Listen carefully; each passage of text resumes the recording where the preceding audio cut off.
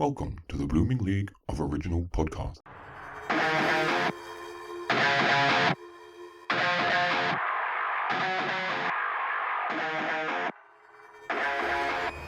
Welcome once again, everyone, to the Thrash and Treasure podcast. The podcast that pits two genres against each other, the mighty heavy metal and the jazzy handsy musical theatre. Yay, team musical. Yay, team musical. I'm Gareth. The voice you just heard is my friend Aaron. Say hello, Aaron. New phone, who dis? You've already done that once to me today. Eh. And how are you Oh, today? really? Oh, you've probably got it coming. Oh, yeah, I'm good. I sat here waiting. Now I've developed cobwebs. Was that waiting for me? Yes, our technical rehearsal Yep. was technically really bad. That's why we do rehearsals. That's why you do a rehearsal. So that everything that's going to go wrong did go wrong, and then we fixed it. My coffee went cold and my strawberries got warm. There's a country song in that. Such is life.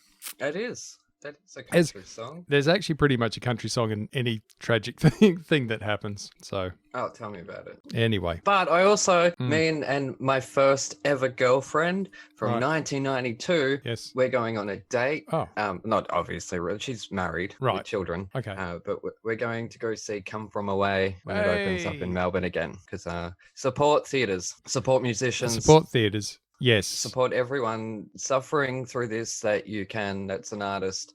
Yep. Because artists don't have a 9-to-5 job. We rely on an audience to be there. And if the audience is not there, Mhm. what is the purpose of our lives? Exactly. If we can't perform for you, what can we do? And yeah, support the Exactly. arts. I'm more than a little bit jealous that you're getting to see Come From Away, because even though you've already Yeah. seen it, I've got my fingers crossed for a Perth show. You never know.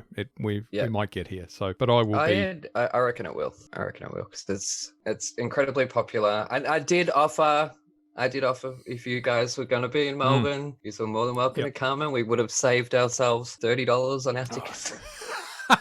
It would have cost me 700, but hey, you would have saved 30. Yeah, that's it. That's Yeah. exactly that's fine. My friend used to come down from Darwin just to come see theatre shows with me. Oh, he's a good friend. I'm not that good a friend, so Been friends since 1989. very nice. And one day when we get to a particular musical, I'll talk more about Okay. our little relationship in 1992 with 7-year-olds kissing in the treehouse. All right. I can't wait for that one. Anyways, Anyways, speaking of 90s, speaking of 7-year-olds, I'm going to get straight into it. You gave me one that I was aware of, Bugsy Malone. Now, this was 70s. This was like 76 or 78 or something like that. So this is a pretty old one. I've seen it. I've seen the movie probably twice, and showing my age here, it probably was in the 70s when I saw it. It was probably 80s. It was probably early 80s when it came out on VHS, but I did see it, and it was the most bizarre thing that I'd ever seen, because there was these kids, and we've got a young Jodie Foster, and we've got Scott Baio, who I forgot was in there when he was cool, and they're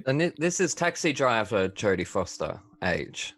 yeah, this is young Jodie Foster that young Gareth had a little young crush on, because she was, she was really cute when you're that age, and she still is. So we've grown together, me and everyone else in the world. You and I want to say you and Mark David Chapman, but I don't think it's him. It's who tried to assassinate Ronald Reagan. Oh, okay. Oh, did he have a Jodie Foster thing? Oh, okay. yes, and we'll get to that one day. All right, we'll get there as well. But we're stuck with Bugsy Malone. It's a really odd premise, because they've made essentially a Prohibition era gangster movie with children, and the children are acting as adults, and they just look like little people in suits, and it's quite violent, but they get around the violence by they're still shooting each other, and they're hanging off the sides of cars. John Hinckley Jr. I'm thinking. Oh, good. of. Anyway, all right. Chicago Prohibition era. You've got child actors acting as adults. It's quite violent, but they get around the violence by they've still got the Tommy guns and the machine guns, but they shoot essentially cream, and you get splurged, which I thought was hilarious. And once you're splurged, they don't actually die, but you're kind of, once you've been splurged, that's it, man. You're out of here. So it's a fun little movie. And I haven't seen it since I watched it a couple of times. It's got to be 30 plus. Wow.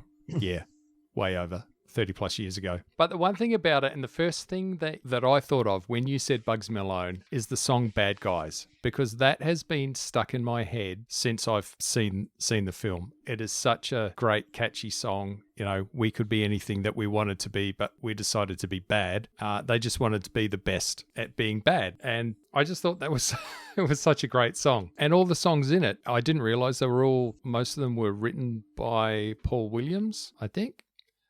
Why are there so many songs about rainbows? And what's on the other side? That guy, which again, I didn't realize. It is him, okay. It's that guy. So he's quite a... Oh, no, he didn't do I Love LA. That was Randy Newman. Okay. I don't know. Sorry. All right. Thanks, Randy. I Love LA. And then Chris Kardashian did a cover of that. I Love My Friends. Oh, it's fucking awful. I don't know who that is. I don't know any Kardashians Chris at all. Kardashian. I don't know who they are. Oh, I'm God. Well, if I have to know, you have to know. That's not fair. No, I'm a Kardashian free zone. I don't know one from the other, so it's fantastic. Sometimes ignorance is bliss. Yes. No, you're lucky. Anyway. But that's not what a bad taste in your mouth. It's a really interesting, odd movie, but it's so much fun. And as I said, I haven't seen it again, but I've listened to the soundtrack, and I caught myself singing along to it because there's some seriously catchy songs in there, and there's the funny ones, and there's the sad ones, and there's the one about Tallulah, which used to kind of annoy me, that song, because I just didn't like the song. That was just me. I just wanted to, which was great because it was, just tell me about being a gangster. So this was. But there's gangsters and there's wannabes and dreamers. Yeah. There's is it Fizzy, the janitor who dreams of being a dancer. He wants to be a dancer. Yep. In that song, and I love that song. Is the song literally called? No, what's the song? It's not called "You Want to Be a Dancer." It's, I don't know. You're thinking of Tomorrow, but getting confused with. So you wanna be a boxer in the golden ring? Yep. That one. Well, I have a funny story about that song coming up when we get to notes. Which is another great song. I didn't realize how insanely popular this movie was, because when I saw it, I just thought, oh, okay, it's just a fun little kids movie, and I'm a kid, and it was fun. And looking into it, I find out that this thing's huge. It was so popular. In fact, doing my research, UK and it was huge in the UK, and it was the most screened film in UK secondary schools in 2011, which is a bizarre little factoid. And I don't even know why in 2011, all of a sudden, why are so many schools watching Bugsy Malone? That might have been putting it in the kids' consciousness, because they did do a West End production around about that time. And it might have just been getting kids familiar with it, so that when the auditions came out, kids will be like, oh, I want to be in Bugsy Malone. Yeah. I don't know. That's just a theory. Because Bugsy Malone, they had their West End production. The first one was, I think, in the 80s. Yeah. Directed by Mickey Dolenz. Wow, from the Monkees. Hey. Yeah, right. Starring Catherine Zeta-Jones. Whoa. As Tallulah. And then they did it again, I think, in 97, which was the same year I did it, where Jamie Bell, who was Billy Elliot in the Billy Elliot movie, and then he's gone on to have a good film career. Actual career, yep. An actual career, yeah. Well, Billy Elliot's a great movie. Yeah. Well, he was in it as well. In 97, so the same year I did. Okay. So if you look at his career projection and my career projection... All right, what went wrong? I don't know, but I went down in the mines and he went up in the stratosphere. Good on him. That's okay. I can't see Catherine Zeta-Jones as Tallulah. I can't see that in my head. Well, she was obviously underage at the time. Yeah, I just can't see it as a character. Oh, well... Oh, maybe. Okay, maybe. Also, the other thing, because when we did it here in Melbourne in 1997, we auditioned in 1996. I had no idea what it was. Oh, wow. Okay. Yeah, my only knowledge of it was we were told that there's this musical Bugsy Malone that has all kids, We were told this at acting class, right? And I actually told this story on Drag Race Debates recently, that the director came in one day to teach us a class as a guest teacher. Now, back then in 95 and 96, in my first couple of years of theatre, I was going from being picked on at school to being in a place where I was comfortable and can talk and can thrive. So therefore, I was a little bit of a smart ass. Oh, really? That surprises Shut me. up. Shut up. And I would always talk out of line and talk too much. And, you know, obviously I've changed since then. Shut your mouth, Gareth. I have to, because I don't get a word in edgewise. Thank you. Anyways, the director pulled me aside and she said, if you were to come to the Bugsy Malone audition, you would not get in. Wow. And I went to that audition and there was maybe 20, 25 other kids in the same audition. I don't mean going for the same part. I mean, they would put us in groups because there was something like 500 children from the area and beyond. Every child actor in the area, in theatre and all that, or even non-actors. I know people who auditioned for it but had no interest in acting, but their parents thought, oh, you should go along for this. So they had us all in big groups. And I sang Any Dream Will Do from Joseph and His Amazing Technicolor Dreamcoat, which I hadn't seen. I hadn't heard. I didn't know the song or the melody. I only had my brother's girlfriend playing it on piano to teach me how to sing this song, right? And obviously we found a copy of it and all that, so I could learn, but I wasn't at all familiar with it. And somehow I got in. Okay. I don't know how. There was so many talented kids that could sing and dance that didn't get in. Yep. And from my acting group, there was only, from our theatre class, there was only 2 or 3 of us that got in. Yeah. Yeah. Anyways.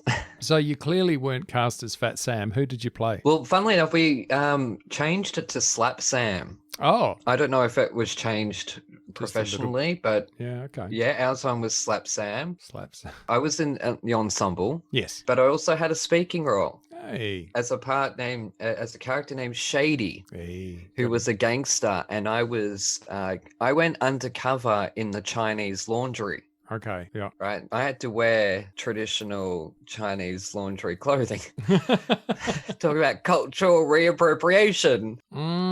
But no, that's he was undercover and it was, you know, the costume maker, the costume designer tried to be as authentic as she could with the times for a bunch of kids. Yeah. But I do remember actually there was a discussion between myself and the director and the assistant director and maybe a couple other people because they didn't know whether or not my character was supposed to be talking in an American accent or am I undercover talking in a Chinese accent? Oh, that is fraught with danger. You don't want to go there. 1997, people, and I was only 12 years old, or even then during rehearsals, I was 11 because I don't remember what the rehearsal period was or what. Actually, I have a box with all of that in there, but we did rehearse for about 5 months because think about it, there is 52 children in this cast or something like that. A lot of children, maybe only 30 something. You've got ensemble, you've got dancers, you've got the lead roles, you've got all the gangsters and stuff like that and the bit parts and all that. Now, the building we were in was built in 1860. Wow. Okay. And there we were in 1997, 137 years later, 50 children running around this theatre, which was falling apart. Lovely old building and awesome company. But yeah, who decided on that? I don't know. That's a pretty silly decision, if you ask me, because how that building survived us, I don't know. I really don't. But yeah, so and also in the boxing scene, I was in that and okay. Because obviously, like other scenes, like the Fat Sam's Grand Slam, the big number, you know, I was at the table with my dancing partner and we got up and we had to Charleston. So I had to learn how to Charleston. But in the boxing number, I remember also there was a discussion about me in that part because there's no way in hell I could legitimately play a boxer and get away with it. Yeah. And so they made me the water boy. Ah, okay. That's a fair call. It is a fair call, but damn, I could be a boxer if I want to. That's the point of the song. Yeah, got to be a boxer. So, you know, if you've got it inside you, you don't know. You just got to try. And yeah. You're going in and out again. I know. It dropped again. So it keeps telling me my internet's unstable. I know I'm on the NBN, so it's unstable as shit. Thanks, Malcolm. The NBN. Well, I think we are too. Yeah, okay. Look, back then also, 97, because think this is a show with all children, and you look at the industry laws now and the union laws now. Our parents dropped us off at the theatre and left. Yeah. You know, and obviously there was a few parents around to help with costumes and stuff like that, or set building or whatnot, but really it was the director, choreographer, the musical director, and the assistant director, and that's it. You know, we didn't have helicopter parents around. Yeah, thank God. We didn't have a bunch of laws to say we could only be at the theatre between 7 p.m. and 9 p.m. and that's it. There was no time laws or anything like that. This was a 2-act musical as well. So we were there for the whole thing. And then think about it, tech rehearsals, they take a long time, and bump in and bump out, all that. And we're all, all kids doing this. But, it was fun. It was my first proper stage show before I had only done street theatre and concerts and reviews and stuff. So it was my first proper book musical. I still don't know how. And it was plagued by puberty. It really was. It's always going to be, though, isn't it? Yes. And we didn't have splurge guns. What did you have? Silly string. Oh, okay. And I never got silly strung. Oh. I was so disappointed. But because you know how in the movie there's Dandy Dan is the antagonist of the story. They actually made them sequin cell. So they made it a girl. Oh, okay. And so there was a boy gang versus a girl gang. Oh. And so in this scene with Shady, and I had to go and use the phone and be like, hey boss, I've been checking out the laundry, or whatever my dialogue was. I turn around and the girls are standing behind me and they sprayed me with perfume. Oh. And that's what killed me. I think maybe Shady is in the movie, but not much. Yeah, okay. Like only a split second, and he's not named. Sorry, I'm taking up all your time with my Bugsy Malone stories. Oh, really? But I got through all my notes, so... and we didn't have the big pie fight at the end. Oh, okay. That's a shame, because that's kind of the best part of it. Yeah, because we had matinees as well as evening performances on weekends. Yep. It was a logistical nightmare that they decided before we even got there. So I didn't get splurged, nor did I get a pie in my face, but I did get sprayed with poisonous perfume.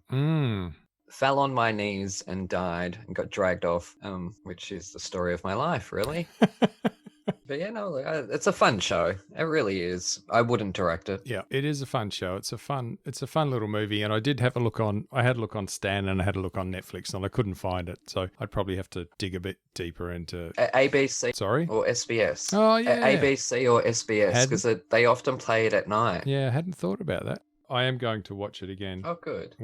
When I find it. That was the funniest thing about listening to the soundtrack, because I just chucked it on Spotify and instant. And it is a soundtrack this time. Yeah, it is. It is not a cast album. It is actually the soundtrack, and it brought back so many memories, and it was a lot of I was taken right back, because it's a childhood thing. It was a really that's like I said, that song Bad Guys has been stuck in my head for, I don't know how many years, since, since the 80s, which outside of, 80s hair metal, that's all that's stuck in my head. So it was a lot of fun listening to it again and thinking about it and remembering fragments of the movie, because it is really fragments. But it's on my list of ones to watch. I'm probably going to watch that before I get to prom, but you never know. It's on my list. So it was, it was lots of fun. Save it for after the prom as a palate cleanser. Oh, yeah. Yeah, I do that. That'd make more sense. I do that a lot. So it was, it was lots of fun. There was lots of big stars today that were in it as kids, and Scott Baio. I was gonna say. But who were the other big stars that were in it? Okay, so maybe just Jodie Foster. Just Jodie Foster, and she's not a big star anymore. She's pissed people off, and she's stuck by Mel Gibson, remember?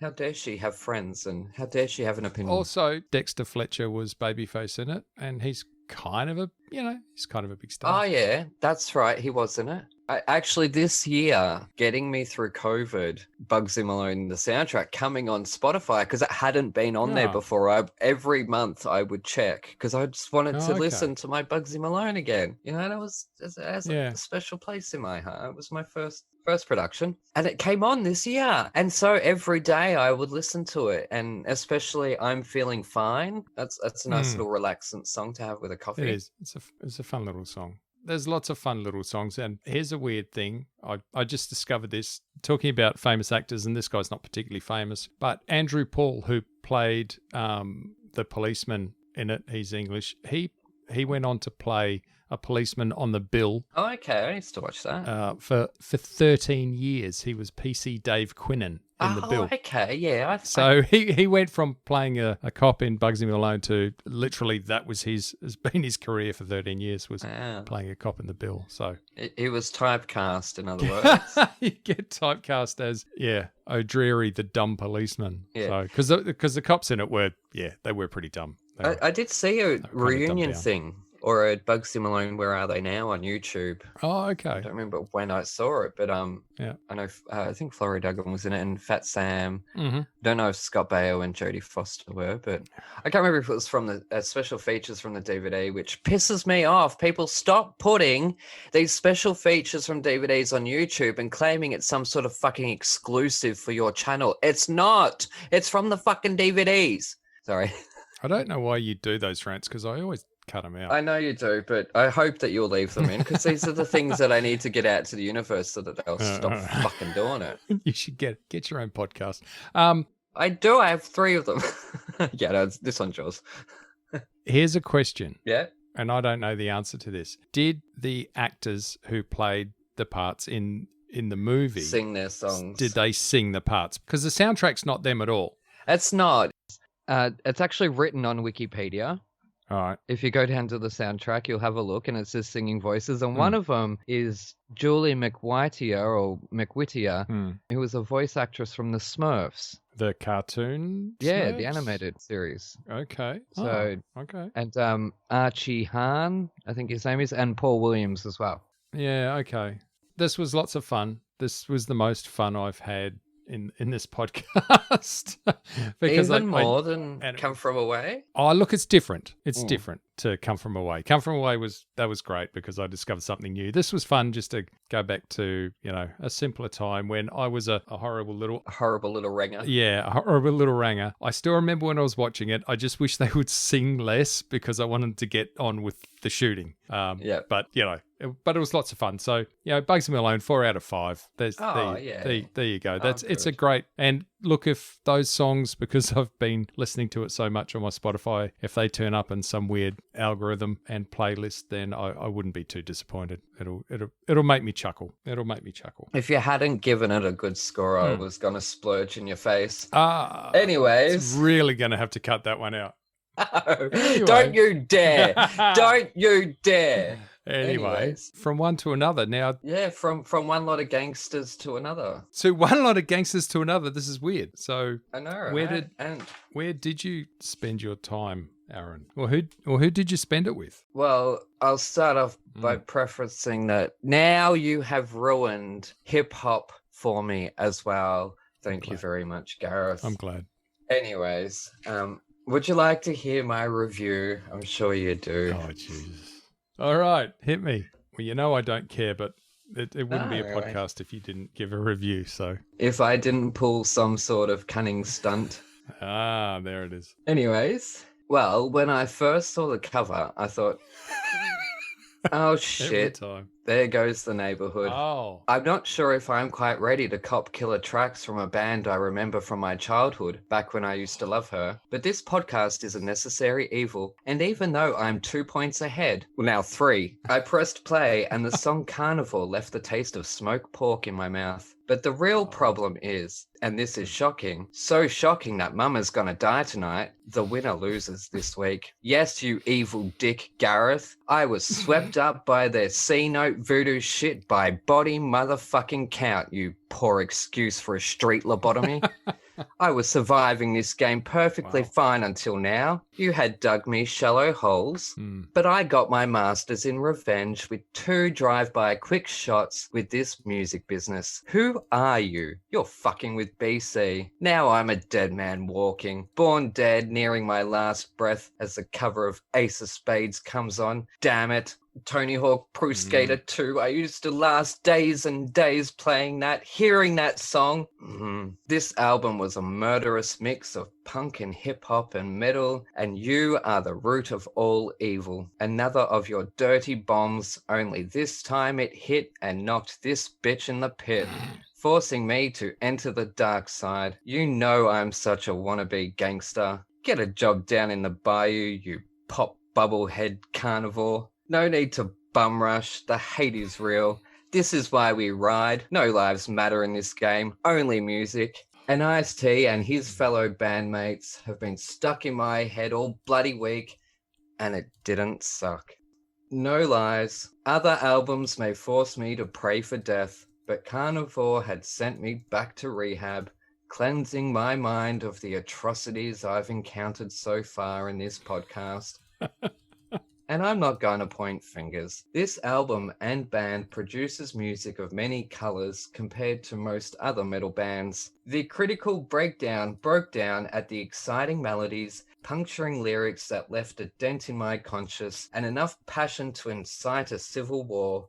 God, please believe me. I will show extreme discipline from now on, but I say with no remorse as I put up my black hoodie and concede this episode of our Bloodsport. Carnivore is on another level, so yes, sports. Body counts in the house, and now on my Ultimates playlist, 4 stars, and fuck you. Yes! Fuck you. Is that now, that is 3-1, I'm counting. That was actually 31, I think. Well, I counted up to 30 and then I got lost when I turned the page. If you even know what I'm talking about. I just give you a massive round of applause for trawling through their whole back catalogue. Okay, so you know what I mean. And dropping lyrics and song titles right throughout. So, yeah. So epically smoothly, mind you. Thank you very much. Well, I actually thought you were going to start rhyming there, but you went the other way. I did start writing a rap to write my review. I did. Thank you for saving us. But the only song I could come up with to start off, fuck you. Yeah. I can rap, thank you very much. Right. White boy. The only rap I could come up, like to write the lyrics over it, a song that exists, not to come up with my own tune, was an Eminem song, which I thought would probably just not be right. But it did start off with when I first saw the album cover. Yes, it did. It took me right back to 93. Hang on, where is it? No, I won't do it. Okay. Too bad. No. You don't get to hear it. Look, shut up. You did this deliberately because you know I like rap and hip hop. You knew I would connect with their style of metal and actually, especially the Ace of Spades cover. Ace of Spades cover. No, I said Ace of Base. Yeah, they didn't cover Ace of Base, thankfully, but they probably could. I mean, Ice-T, as far as I can see, he can do whatever he wants. Like, he's great. It was actually Ice-T's Power, which is way back. One of his early albums was the first rap album I ever bought, and it's still probably one of the only few I still own because I'm not a huge rap fan, but I did like Ice-T back in the day. Interestingly, on the Colours 2020, it's not really a cover, but I guess it is. It's got Dave Lombardo, who plays the drums on Slayer's Raining Blood. Oh, okay. I thought I recognized that name. Yeah, so he was in Slayer at the time. There's quite a few. There's Amy Lee from Evanescence. She pops up in there. Yeah, well, that's, look, I mean, it was a good song, lyrics, and it was, wasn't it about Lemmy from Motorhead? Probably. I'd have to look into that one. Well, something was said at the start. I don't know. I've been listening to fucking musical theatre for the past week. I don't know. I didn't even get a palate cleanser because normally I hit through the album I give you just to get a palate cleanser. I didn't even do it. So I'm sad and glad you liked it because I just like causing you pain, but the fact you liked it makes me happy, but then wish I'd tried harder. Yeah. Well, you took a cheap shot and you get a cheap point. Yeah. You knew I would like this. That's so not fair.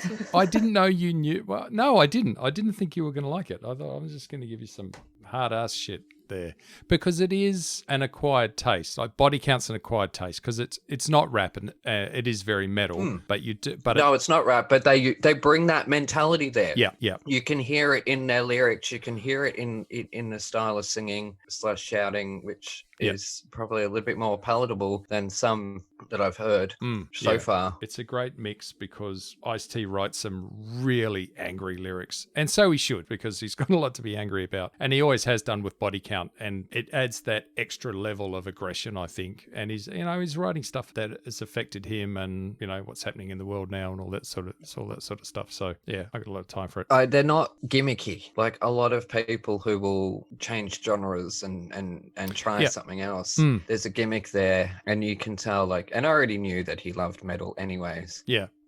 But you can tell there's that love there, that there's that passion there for it. And I did listen to Voodoo again. Of course you did. It wasn't what I remembered it to be. And KKK bitch. And I didn't listen to the others.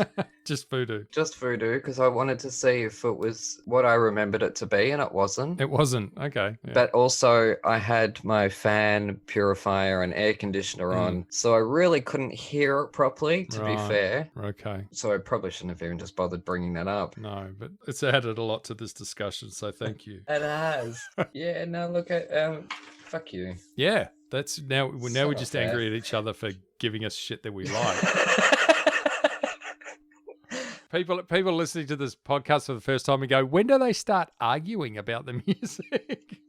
Why do they like everything? Well, you're the only one that's really liked everything so far. I haven't liked everything. No, you haven't liked everything. See, I have an open mind, but you'd either have to have an open mind or no mind at all in order to do a podcast like this. Yeah, and it is truly challenging every week having to listen to some of the shit that you throw up. But you haven't been fair because you've thrown up some really important stuff. So if you gave me those stupid bloody musicals with singing cats, campy, pointless fucking lyrics, then I could sit here in pain and then just rant about how ridiculous it is. But you don't. You keep coming up with important shit. So I keep dropping bombs. Dropping the bomb. Yeah. You I didn't know this was going to be a contest, but now it is. It's just fucking game on. So man, getting the last fucking French fry is a contest. Yeah. Why not? You can have that. I'm taking a back seat on the carbs, so you can have all the French fries you want. Oh, yum. Yeah. Anyways, this isn't about food. It's not about food. It's about music. Yeah, no, I really... Look, compared to someone like Limp Bizkit, which tries to do the hip-hop sound... Oh, don't. Wait, let me finish. You always think the worst of me, don't you? I do. I don't know how. How? I'm not sure. Where did that come from? Compared to somebody or a band like Limp Bizkit, with their wannabe hip-hop, right? The blending of the genres in Body Count works, and it sounds legitimate, and it sounds good and melodic. Yeah. I don't hear that from... even a band like 28 Days, was it? Everybody Rip It Up. Like that, you could tell they were trying to be a bit hip-hoppy. Yeah. But it was not very good. Not to me anyways. So other people, they loved it, but I didn't. Yeah, I think just organically they bring that, like you say, that hip hop sensibility, and they bring that groove and they bring that rhythm of hip hop. It just happens organically with the music because that's what they do. So kind of like how I hear disco in The Clash. Okay, which is usually what people say to me. Okay. You don't hear it? Look, you can't hear the... I've got London Calling on vinyl. I'll drop it on later and I'll see if I can find some disco. There's quite a few songs that have... Not saying that they are disco songs. I'm saying they have the mentality of... Oh, yeah. Yeah. That if you were to speed them up or whatever, or do remixes or whatnot, they would make fucking killer disco songs. Rock the Casbah. Listen, that is a disco song. Oh. That's not a punk song. That's a dance song. I want to dance to it. I'm now going to have the punks after me. But anyways, again, this is about Body Count. I am not deflecting away from that. You were right, Gareth. This was a good album. I lose, okay? I concede the win. See how easy that was to do. No matter how big my ego. You're allowed to concede and still walk away a man. Speaking of my ego Mm. last week. I say something about proving you wrong just for my ego, but I couldn't be bothered getting up. You were right again. It was epidemic, and I don't know why I read it as pandemic, and I wrote it down as pandemic. Maybe because we've been living in a fucking pandemic for the last 9 months. We are living in a pandemia world, and I am a pandemia girl. Oh, I'm going to give myself 40 lashes for that one, so you don't need to. It was terrible. I just feel sorry for all our listeners. I had to listen to that anyway. This is what happens when they don't catch me when I've first just woken up. That's what happens when I've had a couple of hours to wake up and get some energy and come up with my stupid shit. Yeah, I'm going to put Ace of Spades on my Ultimates playlist. Oh, that cover of Ace of Spades? Yes. Wow, okay. Cool. Of it. So whilst it is a cover song, technically cheating, it is a song that's, as I said, was on Tony Hawk's Pro Skater. Okay. So I've heard it that many times, and I knew it anyways, just from being in the punk scene and all that, because it is, even though Motorhead is Motorhead, yeah. It is Motorhead. Do the original. Yes. Yeah, and didn't we talk about them last week? Wait, that's the one that collects the Nazi propaganda. Lemmy. Yep. Well, he did. He's sadly passed. Okay, and that's who the song was for.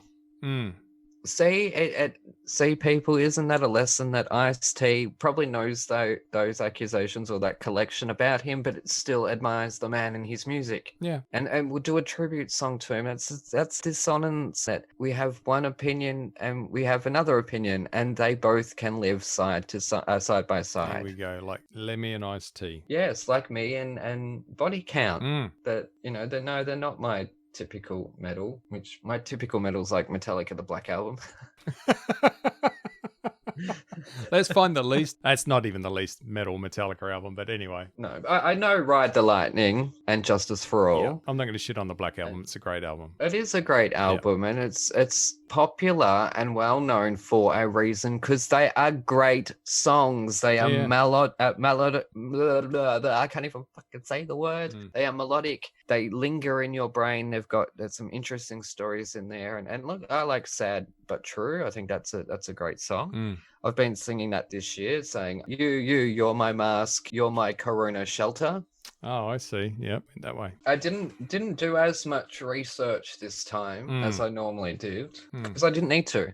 No, well, you didn't. I just rewatched all of Law and Order SVU. Yeah. No, I didn't. There's no way now I'm watching any Law and Order series. Sorry to anyone out there who may like it or work on it. Not my cup of Tetley at all. I do remember watching it, but it's been on for so many years. I don't think I've seen one for 15 years, or probably more, 20.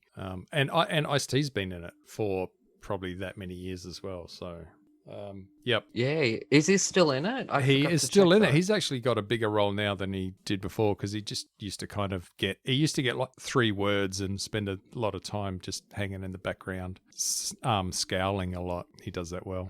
The word you're looking for is tokenism. Yeah. Yeah, this is true. But I have been revisiting Friends. Yeah. Just to compensate. Okay, good. That's not a. No, but that's an NBC show. I'm now speechless. Well, come on, I'd love Friends. Yeah, my kids love Friends too. So sorry, I said that wrong. I said I'd love Friends. You would love. That's what I meant to say. You've got a friend in me. Aww. No, this is becoming a love-in. I'm going to puke. We should wrap it up before we... Everybody wrap it up. Wrap it up. There's something better. I don't know the words are. Yeah, look, I like Ice-T, full stop. Yeah, me too. I liked him before Body Count, because, being a kid and liking rap. These are the influences of my older brother and sister, metal, and watching stuff like Nightmare on Elm Street at 3 years old, 4 years old, and all that. So I'm disappointed, but I'm glad you brought them back into my life, which I say with both middle fingers pointed directly up. Only it was a video podcast. All this gold that I'm missing out on. You are.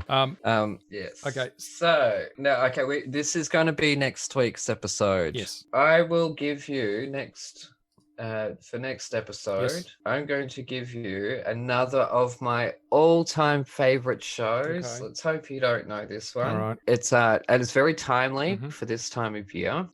Okay. It's a little show that swept the world Uh-oh. called Rent. I've heard of it, but I have no idea. Thank God. I have no idea anything God. about it. I've heard of it like I've heard Thank of, God. I don't know, some other stupid musical. But yep. Okay. Rent. Cats. Cats. Yeah, I've heard it Yeah. like I've heard of Cats, and I haven't seen any Cats. So People used to camp out on the street for tickets, okay. just like they do rock concerts. All right. This is how massively popular it is. And there is a film version with the original cast. Mhm. Now, you're best to look for it on iTunes, not on Spotify, Okay. because iTunes will have the full double album, which you want. You Oh. don't want the highlights album. No, I want every single song, a whole double album. Can't Yes, you do. Because there's a lot of like 30-second phone messages and stuff like that strewn through. So even though it's a double CD, you will get the story of what's happening. But they also filmed the Broadway version on the final week wait. Okay. and released it on DVD. Okay. So Rent. I'm excited. Okay. Rent. All right. I'm going with Rent. Short word, long musical. Okay. Next episode for you, I'm giving you one of my favorite albums of the past 10 years. A little band called Stuck Mojo out of the south of the USA, and their last release, Here Come the Infidels. I'm not going to tell you anything about it. I'm just going to drop that one on you. Stuck Mojo, Here Come the Infidels. Infidels. I'll send you a link. Well, I hope you enjoy it. Mm. And I hope I hate this album so much that it incites lots of sassy comedy out of me. I hope you hate it so much you're right. That's fantastic. Anyway, before we go, do you have something to plug, Aaron? I do. Go buy the Toniston Tales, listen to Drag Race Debates, have a Merry Christmas. So this is after our Christmas episode, isn't it? What a fantastic Christmas episode. Wasn't it lovely of Alison to join us for that? Thank you. A beautiful conversation with her, which is funny because we are recording this before we record that episode. That's all right. And whilst we know that, they at home don't, which now they will, because you'll no doubt leave that in the episode. I might cut it out for brevity. And follow us on Twitter, Thrash and Treasure. Check out Gareth's poetry. He's the metal poet, man. Like, he's got some performances online, don't you? No, I do not. I'm sure he does. He just doesn't want you guys to. Find that out. Yep. Just like me and my rap performance. Yep. I'm not It's there somewhere. sending anyone there. It's there somewhere. It's hidden. Yeah. Anyway, you can catch me on the Twitters at NotGareth on the Twitters. And if you're interested in what I think about the music I really like, head over to wallofsoundau.com. You find all my writings and musings, and I should have an end-of-year top 20 album review, which will be published anytime soon. So check it out and tell me what you think. All right, between now and then, Awesome. everyone have a safe time and enjoy yourselves. And we're gonna get out of here and see you again next week. Alrighty. Hooroo. Ciao. Take care. And Happy New Year. Woohoo!